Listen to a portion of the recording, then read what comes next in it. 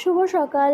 আর সকাল সকাল স্নান টান করে একদম রেডি হয়ে নিয়েছি, কারণ যাচ্ছি ডক্টরের কাছে চেক আপে। আজকে থাইরয়েডের ডক্টরের কাছে যাচ্ছি, চেক আপ আছে। থাইরয়েডের আমার প্রেগনেন্সিতে থাইরয়েডটা একটু বেড়ে গেছিলো, তাই যাচ্ছি এখন দেখাতে। তার রিপোর্ট এখন হসপিটালেই আছে, রিপোর্ট ওখানে নিয়ে নেব। তারপরে আমি ওখানে ডক্টর দেখাবো। 10টা সাড়ে 10টার সময় অ্যাপয়েন্টমেন্ট আছে, 9টার সময় রিপোর্ট দেবে। তাই 10:30টার সময় ডক্টর দেখিয়ে আর একটু বেশি করে জল টলও খেয়ে নিচ্ছি, কারণ যদি হয় তো আজকেই আলট্রাসোনোগ্রাফিটা করে নেবো। খাবার টাবারও খেয়ে নিয়েছি আর জল টলও বেশি করে খেয়ে নিচ্ছি, কারণ জল খেলে নাকি বলে আলট্রাসোনোগ্রাফি মানে ছবিটা ভালো আসে। তার জন্য একটু জল টলও খেয়ে নিচ্ছি।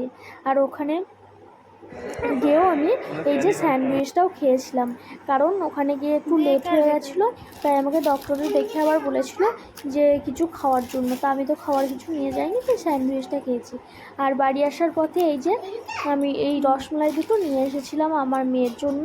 আমার মেয়ের কারণ স্কুলে গেছিলো, ওকে রেখে আমরা হসপিটালে গেছিলাম, তাই নিয়ে এসেছি। Bye bye.